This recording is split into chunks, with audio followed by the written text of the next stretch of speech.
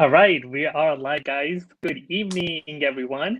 I'm your host, Raj Singh. I have Gurtej Fall as a co-host, and I have wonderful our team member. She's not a new team member. She's our team member now, our third host, Ronnie Tillen. Welcome, all of you guys, and very glad to see all of you together and doing this. And today we are doing our fourth episode on the TUSD candidates. The show name is Your Choice for Better Tomorrow, and we have very wonderful personality joining us today. His name is Gerald Jeff. Gerald is having a background in a project management office.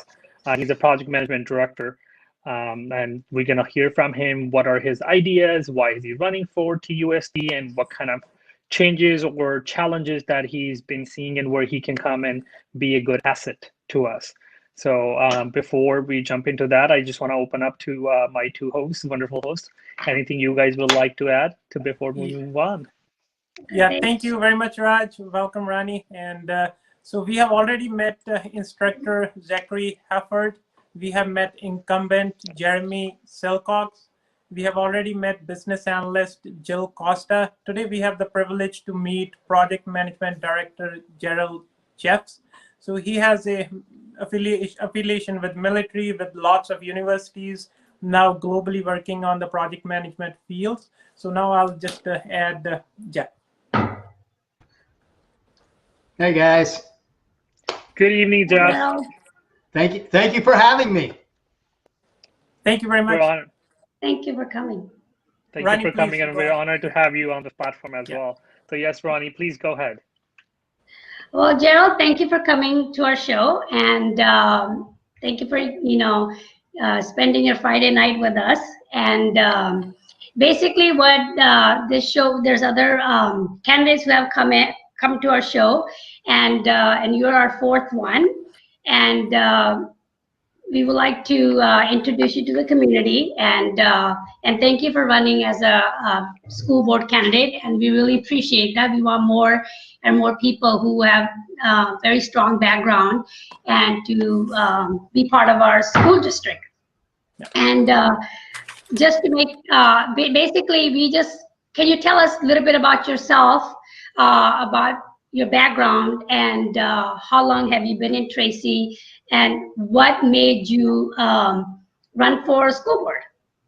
Yeah, a lot of great questions. Start a little bit about myself. Careers are interesting things. You know, when I was in high school, I was either going to be an astronaut or going to warehousing. You know, none of that really kind of happened. And so, you know, getting out of high school, I didn't have a lot of direction. I didn't know where I was going to go. No counselors were meeting with us and talking about next steps. And so I did go into the military. I went into the Army. And the reason I went in was because I wanted that educational benefit. It was at the end of the Vietnam era, and I was able to go in without people trying to kill me or me trying to kill people, because that really wasn't what it was about. And so I did my 4 years, chose not to stay and make a career out of it, and take that money, start going to night school while I started my career with Boise Cascade Office Products, then went on to Eastman, which is Office Depot, and then on to Fisher Scientific, and, you know, going to night school, working days and working nights and working a lot of different, you know, jobs with those companies. I got into startups. About 20 years ago with a supply chain service provider, executing supply chain strategies for some of the largest companies in the world. After about 10 years with a company called Menlo Worldwide, now XPO Logistics, I went over to APL Logistics. APL, you see the big container is on the road that says APL on the side. Well, we were the logistics branch. Now we're owned by a Japanese corporation, KWE, Kanitsu Worldwide Express. And I have a team of project managers that execute global supply chain strategy for very large customers. Love it. I never see myself stopping. But as I got into the field of project management, because anybody who's a project manager will tell you, they kind of fall into it. All of a sudden they find themselves having to coordinate a lot of big complex things, and they don't really know how to do that. People are asking for timelines and the resources that need to do things, and what's the money involved in all of this. And project managers, we're not the smartest folks in the room on everything that's going on, but we're the ones who have to tell the story. So that means, okay, Jerry, you got to go back to school. And that brought in George Washington's project management program. And so I went through that and I learned as much as I can and I apply it. I learned by getting the knowledge, applying that knowledge, and then I finished the education piece of it by teaching it to others. So after practicing what I had learned through George Washington for about 5 years, I actually developed a program, had it accredited through George Washington, and taught over 500 people in Europe, Asia, Latin America, and North America in the basics of project management, just to get people to understand some basic, simple things. So then I started, trying to, okay, well, how do I manage this team of people who have all these different things going on? And okay, well, that's portfolio management. Off I go to Stanford for their advanced project management education. How do you lead global initiatives? How do you cross cultures and bring people with all these different ideas and beliefs together to accomplish a single mission? Okay, great. Spent some time doing that, applying that in my day job, learning, then teaching those concepts to folks.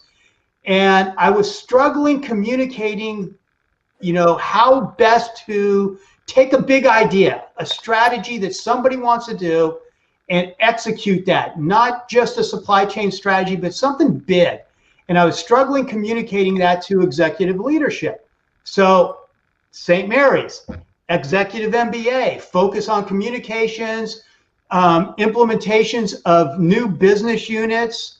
I went down the entrepreneur path because I wanted to better understand business modeling and communications in more of a concise upper management piece. And so as I'm going through St. Mary's, I knew that I needed to now practice this. I needed to teach this. And so I've been doing a lot of guest lectures at St. Mary's with the PMI, San Francisco Project Management Institute chapter in San Francisco and in Silicon Valley. The last one I did was online, and it was the first time I ever did an online presentation with 40 professionals. I'm in my home office, they're in their bedrooms and home offices and places like that. And so I was a little bit nervous because it was hard to connect, but and moving out to Tracy, because your last piece is tell me about your connection to Tracy. How did you end up in Tracy? When have you been in Tracy? Well, after St. Mary's was all done and things are settling in, my wife and I decided we were going to simplify our lives. We're over in Dublin, born and raised in the San Francisco Bay Area. First generation U.S. citizen. Parents came down in the 50s. Thankfully, they came to the San Francisco Bay Area and not to Mississippi or Alabama. Too hot and too muggy out there for me. I love San Francisco. And I knew I had to apply these new skills. And if I wasn't going to be able to apply these new skills within the organizations that I work, and I do, and I do at the levels that I can, my team, IT, a lot of different functional groups, I'm going to find me some nonprofits where I can actually help them develop their strategies and the services and really, become stronger and better for it. And then all of a sudden I started getting these we got into the new house, things are settled in. I'm getting these text messages from the San Joaquin County Democratic Party, and they're saying, would you be interested in the school board? And I'm like, wait a second, why me? And it took a while for me to actually absorb that. I'm like, send me some information, tell me why. And then I realized it's not for them to tell me why I want to do this. It's for me to tell me why I want to do this. And I'm a bike rider. I got a bunch of bikes in the garage. I was on my bike, and what I was thinking about was, listen, I am, again, not the smartest guy in the room on anything. I'm really good at getting intelligent people together. understanding the strengths and the weaknesses of an organization, a team, a community, whatever it is. Looking at the opportunities and the threats that are out there. Those are all external, right? Things that are outside of our control. And what are the strategies that we can do to either capitalize on those strengths or limit the impact of those threats? And then with those strategies, execute them. Figure out what needs to be done from point A to point Z that is actionable, that you can communicate, that you can get people to buy in on because it's the right thing to do. And I was telling somebody this earlier today, I don't come up with all these big ideas. It's kind of like Michelangelo and David. He didn't know what was inside that rock. He just took it away from that rock. And that's what the process or the facilitation of a bunch of really smart people gets you to do. You get to see what's inside that rock, and that's your strategy on going forward. Then as a team member, it's our job. I call myself a wedding planner a lot of times, trying to pull all these people together and help us go towards that goal that we all have. I know earlier we were talking about, hey, what are your issues and the problems you want to solve? They're not my issues and my problems. They're the community's issues and problems. And the community and the teachers and the other school board members and the supporting groups that make these schools run, the bus drivers, the kitchen staff, the janitors, the principal, the vice principal, the teachers, the parents, all of these people, they're the ones who come up with the ideas and the solutions. And it's my responsibility to help facilitate that and drive that big idea to an actual outcome. So, okay, sorry, not very concise, but. No, that's good. It was that's wonderful. Good. Yeah, very good. So based on your, which you have a lot of experience, wow, and congrats on your new home. Based on all the experience, like you probably did read about Tracy School District. Yeah. What makes you think that you're a good candidate and you can change the problems that Tracy Unified Schools District is facing right now? Yeah, there's a few things that concern me about schools in general. Tracy is, the school district in Tracy's not going to be a lot different than other school districts. First and foremost is the money. I know that right now we're looking at a $12 billion for the state of California, $12 billion deferral of payments to the schools. Mm-hmm. Okay. What that equates to specifically to Tracy Unified, I don't know the exact number. I think it's somewhere between 12 and 15 million or somewhere around there. I don't know. I also know we have I'll say significant surplus. I don't know if that number's 20 million or 40 million. I've heard different things. I've seen different things.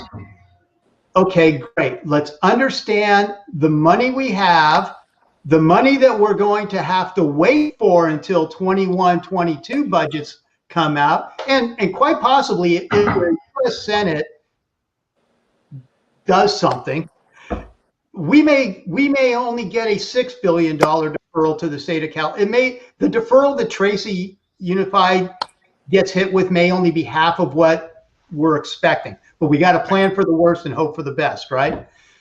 So we got to understand the numbers, and we have to figure out a way to make sure when we get through this, and it is going to be a fiscal challenge.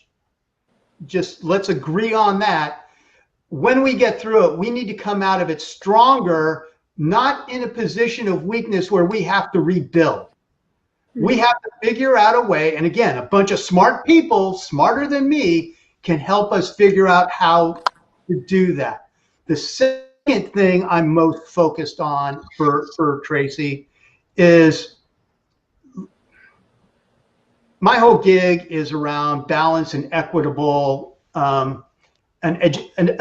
balanced and equitable educational experience for all students. And right now with COVID, and I have the personal, I wake up every morning and the first thing I do after I make a cup of coffee is I sit down on my computer and I look at the COVID numbers. I'm also responsible for global safety and security for our organization. That's 7,200 employees. I have to understand what's going on with COVID, and I focus on North America. And that tells me the numbers I look at every single day. I don't really care about projections because, yeah, I can put a pin in it and say that. I want to know what is happening today, because what's happening today tells me when I think we're going to come out of this. I don't think we're going to see education like we saw at the beginning of the year again for another 18 months, if not longer, if ever. Mm-hmm. That also opened up this thing that, okay, yeah, we can make sure all of our kids have the technology they need to do at-home learning. That's just a piece of it. It doesn't mean we have an equitable education experience for those who don't have consistent internet or people, a support system at home that is there to help them through those math problems, English problems, science problems, music problems, physical education. What, does it just go out the window? How do we make sure those kids aren't just, you know, sitting in front of a TV or a Game Boy? How do we do that for all the students? A lot of students have the great support system. You know, come on, I've got 5 computers in my home office. If something goes down on one, I go to another. I boot up a hotspot on a phone, and I've got internet connected. That's not the case for a lot of people. Who does that 10-year-old working on a homework assignment on Saturday call? You know, is there a 1-800 I need help because my system went down, or I have a problem I just can't solve and my parents, you know, don't know how to solve it? Who do I go to? Yeah. And then the last piece of it really, and it's not, and it's last on my list, but it's the thing that keeps me up at night. Again, global safety and security. I'm concerned about the safety and security of these students, not just when they are on our properties.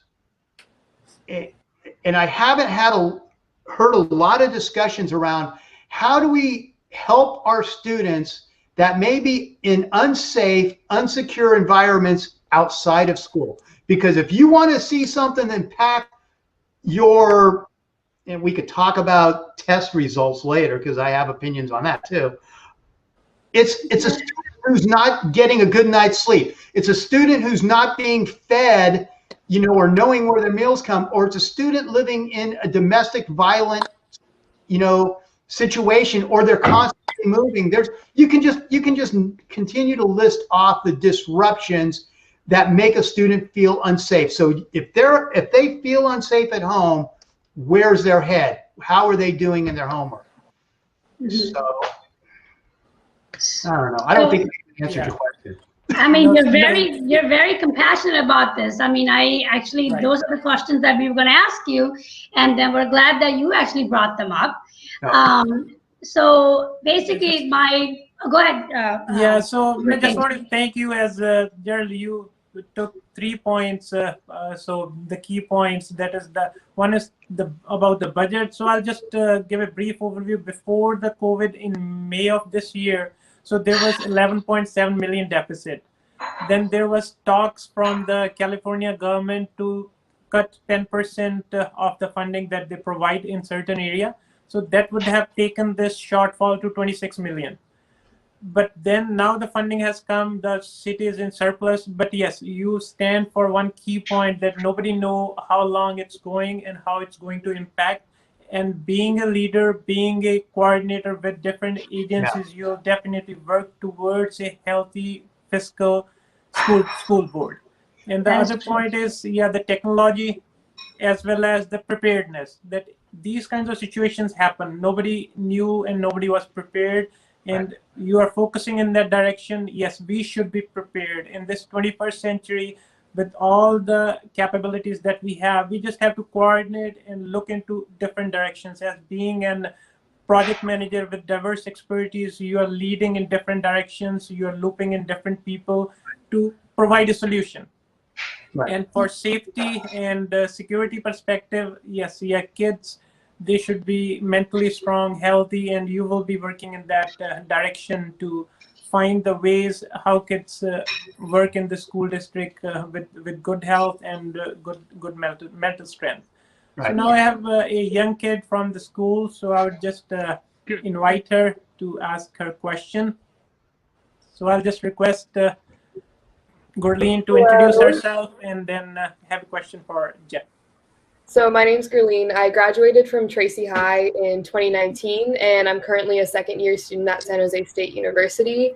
So I had a question for you. So earlier you had introduced yourself, and you told us how you had difficulty, defining your goals and career choices in high school, which, I mean, I'm sure every student relates to, and I've related to it myself. So how have your experiences in high school and adult school and just throughout life shaped your views and aspirations for students now, especially in a time like this where there's more uncertainty and it's very difficult to figure out what we're going to do with our life considering we're spending our life at home? Yeah, great question. Long question. We'll start with the high school part. You mentioned difficulties, and yeah, you can relate to that. It was non-existent when I went, and I don't know from my understanding and the people that I've been talking to, it's better now. But if the military recruiters, if the Army recruiters didn't come on base, I had no idea what I was doing. I had no idea what was going to happen to me in 6 months when I graduated. And congratulations on graduating when you were able to walk across the stage. Thank you. It does have a lot of meaning. Yeah, it does, for sure. Versus having people drive by in their cars and wave to you and throw cakes or whatever. I really started to formulate who I am and why I do the things that I do when I went into the military. Again, I didn't go into the military because I wanted to hurt anybody. I went into the military because I had an objective, and that objective was to get the education that I needed. If I had to do my job and I had a top secret security clearance, I had the power of a lot of big guns at my direction, I was absolutely going to do what I was trained to do. I didn't want to do what I was trained to do. Mm-hmm. And I saw too many people around me who actually wanted to apply the skills that they had learned. I really knew it wasn't for me. Going into the working world, Boise Cascade, great company, absolutely amazing company, family kind of feel to it, right? 30 years, I left 30 years ago from Boise, and a lot of the people that I went there with are still kind of there. Now they're part of Office Depot also. But one of the reasons I left Boise was because a friend, well, there was a couple things. There's not many people who could say this, and this is not something I am proud of. This is just something that has completely defined a lot of my thinking. I was called to sit on a jury at one point. I totally disagree with the death penalty. And I was one of the people who had to stand up and say death to a person. I think about Robert Fairbanks Jr., and this was back in the late 80s. I think about Robert Fairbanks Jr. at least once a month. He's still on death row. He'll always be on death row. That changed a lot in me. So I needed to kind of get out of Boise. I needed to do something different. A friend of mine said, come over to Office Depot, and I'll use the name Office Depot. They were Eastman at that point. Lead our warehouse for us. That weren't a cultural fit. I started learning then that culture, an organization culture, mattered more to me than the money I was making. And so off to Fisher Scientific, I got to fix a completely failed implementation of a new warehouse management application. They've been struggling for 3 years after implementing this thing. People were flying in, costing them tons of money. We got it fixed in 3 months, and it was easy to fix. I did that. Then I started helping them do startups throughout the country, and I just had to do something different. I consider going to what I did the next thing is my PhD in supply chain, because I got to see problems in a year. I would see problems at 20 or 30 different organizations that I got to help fix. And I'm talking big problems and big companies.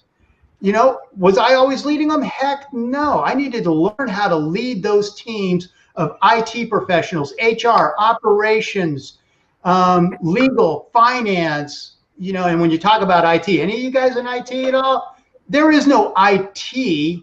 IT is built up of networking, infrastructure, databases, different applications. You know, one guy who knows a warehouse management application that has no idea about the transportation applications. Right. So just this cross, and I learned, Gurleen, again, not the smartest dude in the room, right? If I want to get things done, I have to get it through trust with the experts that are in the room and help lead those experts. And I don't even know if lead is the right word. It's facilitate those experts to develop the best solution and then execute that solution. I know a lot of people talk about, well, you have to be willing to compromise and all that stuff. I'm not a huge fan of the word compromise. Yes, you have to be able to compromise at some level, but many times you can compromise yourself right into a bad solution. And what we can't have is that. If you're going to develop anything, and it could be for this, you know, school district in Tracy, it could be for a large consumer products goods or a retailer, it's got to actually fit their needs. It's got to fit the needs of their customers. It's got to actually return results. So it's all of those experiences that made me who I am. I don't even know how I got to be how I am. My mom didn't even become a United States citizen until she was in her 70s. My dad passed away before he became one. I grew up in a neighborhood in South San Francisco where 50% of the households, at least 50%, they were either operating engineers, teamsters, longshoremen, teachers, sheet metal workers. You know, I don't know how I developed I don't know how I developed who I am. It's the hard work and your passion it's like a melting pot of doing all your for the longshoresmen. So as you mentioned, so when I started my career, so it was on Pier 1. So one of my manager, so his kind of parents, they were in that arena. So he used to tell always, so here longshoresmen would use their strength, physical strength. But now things have changed. Now you don't have to develop that, but you have to stay healthy. But now you have to acquire knowledge. Always keep using your knowledge as your experience from where you came, military, then education, then using that education in the fields. Again, getting the relevant education whenever you had a chance. And one thing I would say, Gurleen, so the one takeaway that I personally believe in, that the culture around you is the only thing that is in your control. Mm-hmm. So where you want to work, what kind of organization you like, as Gerald mentioned that he preferred culture over the salary or over the pay at one point of time. If you have a good people around you, your thought process will eventually be in a positive direction. So thank you, Gurleen. So what other thoughts are in your mind? Gerald, Gerald has something to say. Go ahead, Gerald. Oh, I'm sorry. Yeah. Just one more thing. If you don't have a mentor, find one. Find somebody that you have a lot of respect for and trust for, and use them and listen to them, learn from that person, and grow. Because I got to be honest, I never had what I would consider a mentor. I've had to figure a lot of these things out on my own. Find a mentor. Sorry, Raj. No. I was just gonna say, kind of facilitate the word that you like to use. I was trying to facilitate this. Go ahead, Gurleen, if you have any other question, any other thought. Just another thing. So like, as you already probably know, it's statistically much more difficult for students to learn concepts on online school, especially in this current pandemic situation, which we don't know when it's going to end, how long we're going to have to do online-based learning. How do you plan on ensuring that all students like get the most out of their learning experience? And, you know, let's say like there's people who have a really difficult time grasping concepts and stuff like that. What resources do you want them to have, like virtual office hours or like a hotline? And like, how do you want to organize these types of like services? It's kind of like I talked about earlier, Gurleen. I don't have those answers. But there's a heck of a lot of really smart people that be surrounding me that together we can come up with those. I do want to address though, how do we know when somebody is having a problem? And somebody mentioned to me, I don't know, I've been doing a lot of these conversations. Well, we get it through the performance exams, right? That's too late. That is way too late. That's a lagging indicator. That tells us way after the fact that we had a problem. It kind of goes to those leading indicators. What are the signs very early on when students are doing online learning? The program I did with St. Mary's, it was a hybrid program, half this kind of a meeting online, not on your own, and the other half was in class. So I do understand the challenges with it. We have to understand and measure things. Maybe it's students not logging in on time. Maybe it's not logging in for the entire class, or not logging in at all, not getting homework assignments on, or not in the formats. So I don't know. But I know that the test at the end of the year, that is useless if we aren't tracking data points earlier in the process that tell us we have a problem. Yeah, Sorry. that definitely makes sense. Thank you very much, Gerald. So thank you very much, Gurleen. Much appreciated. Now we have another young kid, Harleen, so to have some of her thoughts. Hi, my name is Harleen. I am currently a junior at Tracy High School. So I was listening to what you're saying, and thank you for joining us. It's really interesting hearing all that you've been saying. So in regards to the youth of Tracy, how would you work to give them more of a voice? In sense, like, would you think of implementing different youth think tanks here in Tracy, or just a resource so that we are more in contact in general with like the school board, because the things that kind of school board directly affect us in our education? Yeah, thank you for that question. When I started this little journey, I had to think very quickly of who is my core, team. And I know it's got to be parents. I know it's got to be educators. I know it's got to be administrators. I know all those people have to, and all the other board members.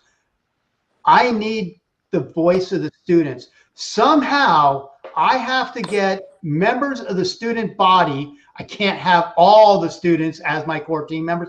Somehow I have to get student body representation.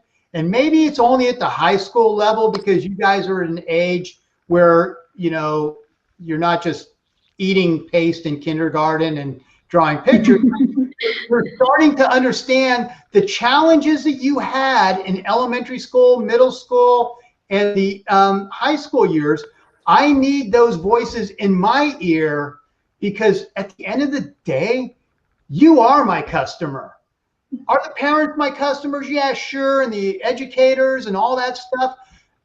It's it's our responsibility as the board, as parents, to make sure every one of you get that education experience that will make you successful in life.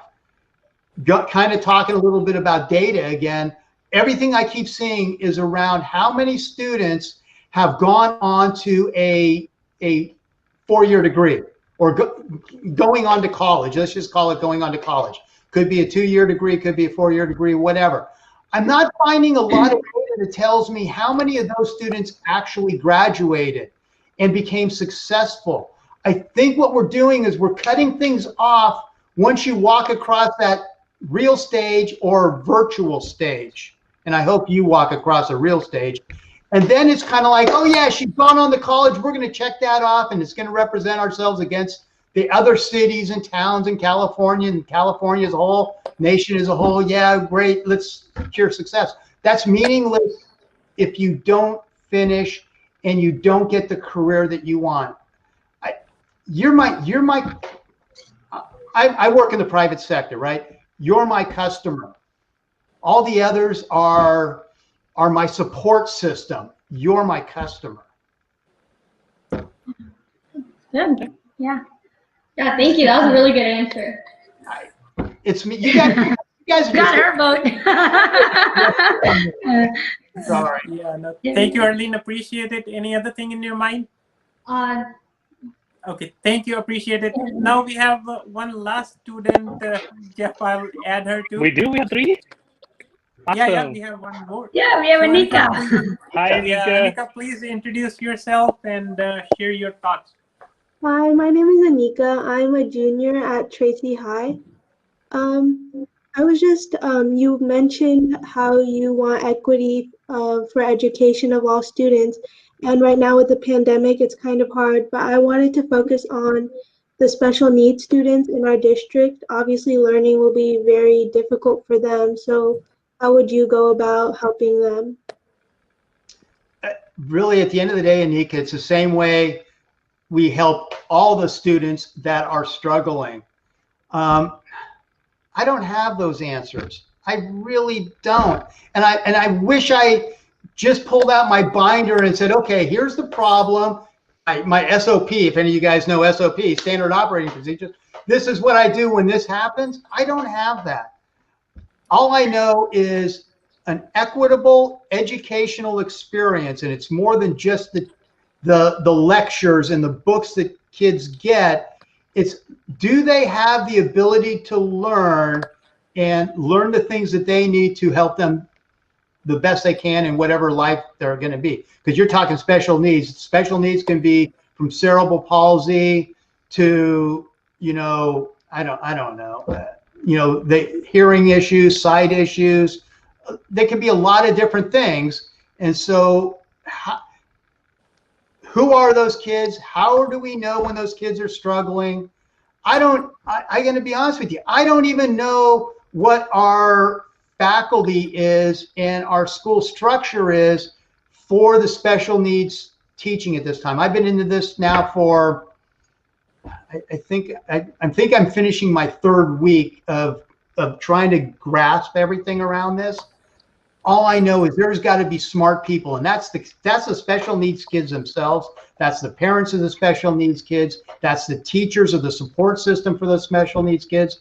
They got to help me figure that out. And then it's my responsibility to get the rest of the board members, if they don't already understand it, to understand it. I could talk to you guys for hours.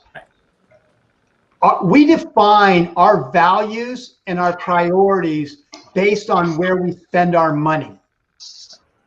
And that tells me a lot. So it kind of goes back to understanding the budget, really understanding the budget. I'm a numbers kind of guy. And what are we spending in special needs? Is it enough? What are the results we're getting? And I'm not talking again about the final results. What are the things that are happening early on and post education? You guys, I feel like I have no answers for anybody. You know, it's challenging. It's scary. I'm walking into something that's big, that's important, that impacts people's lives. and I get the weight of that. I really understand the weight of that. Yeah, no, from that perspective, Jeff, you're right. Lots of lives depends on the decisions that are being made. 14,000 students go in there on the daily basis, and approximately 1,400 is the number of the staff that is affiliated or associated with the school district. Anika, thank you very much. Much appreciate. So anything else in your mind? No, Thank you, Anika. Much appreciate. Thank you for joining us. Ronnie, I think you've been holding your question. So yeah, I've been holding. Yeah, God, actually, yeah, I'm like, you can see it here, right? Yeah. Gerald, I mean, I love your honesty. I mean, you know, I like you actually pretty much answered a lot of the stuff that I actually want to ask, and you have a lot of experience, and I see that you're a problem solver. And since you have worked on the globe, so do you think, in your opinion, that we are giving our kids enough tools to get out there in the world, in this world, and are they ready for college? Are they ready for this world? Because it seems like in our country, just in the United States itself, I feel that our education system has not changed much. We just recycle everything over and over and over, and where we're like, oh no, we do change books. We change the books to a new author, whatever, but there's no change. I mean, there's 10% of the children definitely will succeed. Nobody can stop them. What about that 90% that are struggling? They're lost in the system? I mean, they have no idea. Like Gurleen had mentioned it, and where there's no counselors to guide them. There's no mentor, and what should we do to do that? Because should we hire more staff, or I don't understand, because we are actually not ready. Our children are, when they graduate from high school, they're not ready for the world. We cannot compete with other countries. Right. You asked my opinion. Here's my personal opinion. The world is changing at this speed. We're changing our education processes at a tenth of that, if even. If we were changing our educational mentality and how people learn, this pandemic and online learning, it would have been just a little bump in the road. We scramble like crazy. We're still scrambling like crazy, playing catch up to figure out how to make this work. Yeah.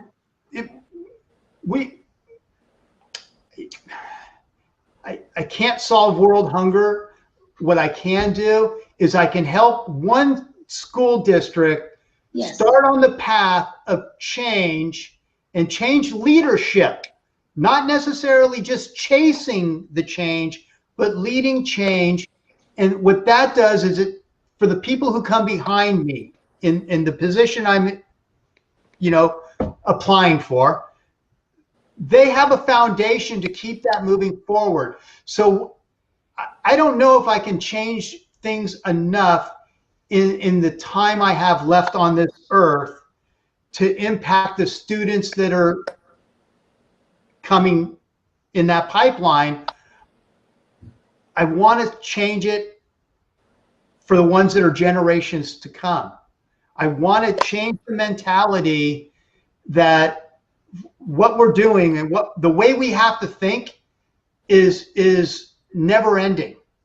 I don't know if any of you guys ever read Simon Sinek. He's a great thought leader on infinite thinking. We don't have an end to this game. No. We have to have a true mission and a true vision of what we're trying to accomplish, and everything we do has to stay in alignment with that mission and that vision. I don't know if any of you guys have ever read the mission of the board.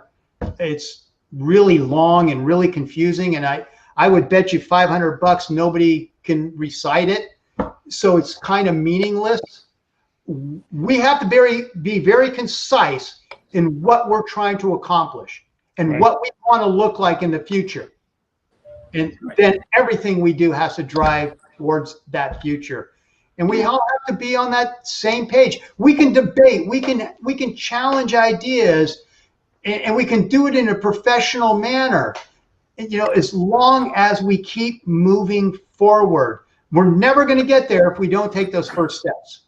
And, you know, you can have the healthcare. I'm going to go off topic a little bit. Healthcare. If you look at healthcare, I know people, you know, we're all up in arms about the Affordable Care Act and things like that. You know how I saw the healthcare issue? We were taking the first step. That's all we were doing, is taking the first step. If you look at countries that have radically changed healthcare in those countries, and they've been successful, and they're delivering great healthcare to their citizens, and everybody's covered, they took that first step 50 years ago. It's a journey, and it's a never-ending journey. And I saw the ACA, for me, as that first step. I knew it wasn't going to be perfect, and people were hoping perfect out of the box. It's the same thing that we're going to do with Tracy Unified. They're already doing a lot of great things. I said, I got a bunch of videos out there because I get these mind thoughts while I'm riding my bike. I said, you know, I'm not doing this because I think Tracy Unified is broken and needs to be fixed. I'm doing this because I have some really kind of unique skills and experiences that I can capitalize on the successes we've already had and help us minimize those threats and strengthen our weaknesses. That's why I do this. That's wonderful. That's really wonderful. I think you hit the right point in a very honest and truthful and blunt way. So we appreciate for all that honesty and bluntness. So thank you. So me. Sorry. You're fine. Your answers are, I mean, you really elaborate on your answers, and some of the questions we have, or I have, you actually do answer them in there. So actually, I like that. I don't have to talk too much. Jeff, one thing I'm thinking since long, always I have seen the project managers as Raj, he's in the same field. So I have always seen a project manager as a leader. But today I have learned another terminology, that is, you have put it in such a nice way, as a facilitator. Yes, you have to work with. So leader is sometimes a strong word. So somebody interprets that this person will have a focused direction, will lead in one direction. But no, you have to work with different personalities, different people, and get the work done with the resources that are in your hand. Right, Raj, no. You keep saying, you know, you're not the smartest person in the room. I think you're the smartest person in the room. You know, when it comes to project management, yeah, I'm pretty good. Strategy management, I'm pretty good. Raj knows this, though. We are in control of nothing and responsible for everything. That's correct. No, thank you. Very well said. Yeah. And I think our show's almost over. And, you know, in small, just very brief, tell us what you want the people, the audience, to get, what your vision is, what, in just a very couple of sentences, and what do you want them to, what do you want to leave them with? Yeah. I am mission driven and vision focused, and I will work my tail off for the Tracy Unified School District. Nice. There you go. Simple. To the point. Yes, simple and sweet. Yeah. Thank you very much, Jeff. Thank you, Jeff. And good luck. Wish you all the best. Yep. Thank you. And For any follow-up questions, we would advise our audience to have just send their follow-up questions to Jeff at his Facebook page, or please send those follow-up questions to us. We will definitely share those questions with Jeff for further clarification. And please vote and make an informed decision by learning about your candidates. And please vote on November 3rd. Yes. Thank you all. Thank you. Thank you, guys. Bye. Have a good night. Bye. Nice meeting you. Thank you.